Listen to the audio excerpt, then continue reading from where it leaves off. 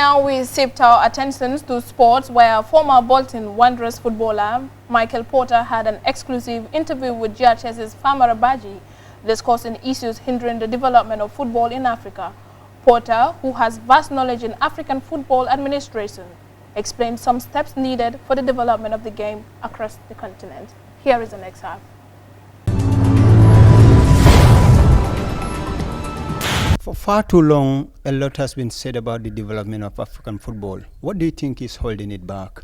Well, I think there's a number of things, and it's not just across Africa. It's even across other continents. But from my experience, I can see that the main challenge is, first of all, grassroots development.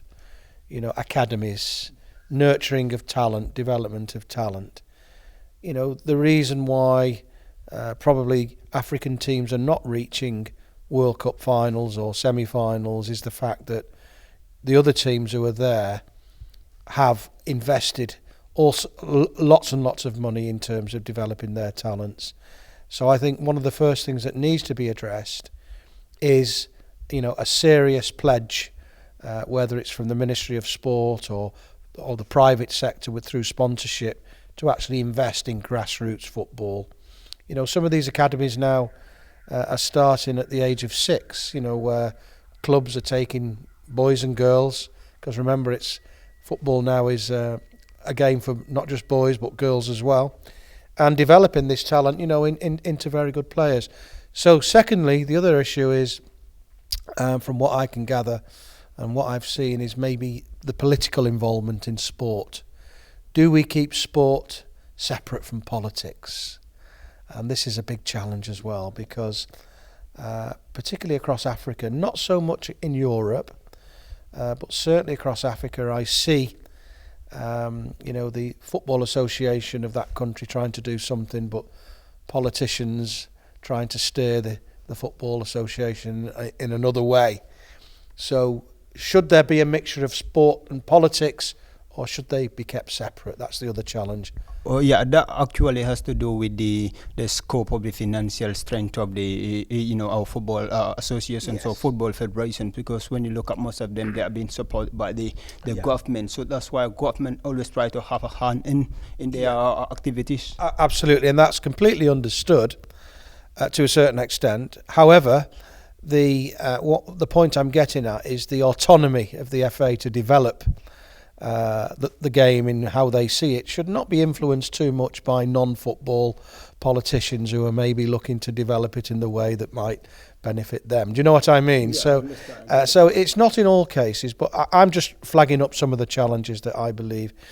The other big challenge is getting the private sector involved more in the game and becoming sponsors, because football without private sector sponsors is limited. You know, it's all right having public funding from government bodies, but for football to thrive, you're really looking at involving, you know, private organisations, private individuals to come in and sponsor the game as well. So I think there's a lot more to do with private sponsorship.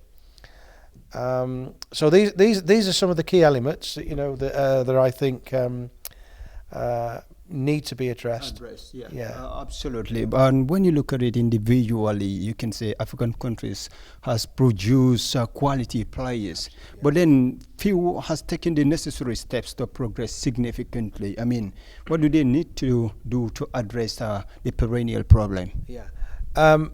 Look, you know, across Africa, there's some wonderful superstars. If you look at the Liverpool team, you know, Sadio Mane, I mean, two unique, Mo Salah, and that's 3 African players in you know, in a team that has gone on to win the European Champions League, and would probably give any team in the world a good game. Do you know what I mean?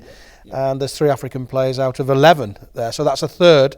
If you look at it's nearly a third of the Liverpool team is made up of African talent, and to a certain extent that's magnified across other teams as well, because you mention any top class team, and the likelihood is that there's an African or African players involved in that team. So what it tells us is that the talent from Africa is certainly being nurtured, but unfortunately, it's for the few, not for the many.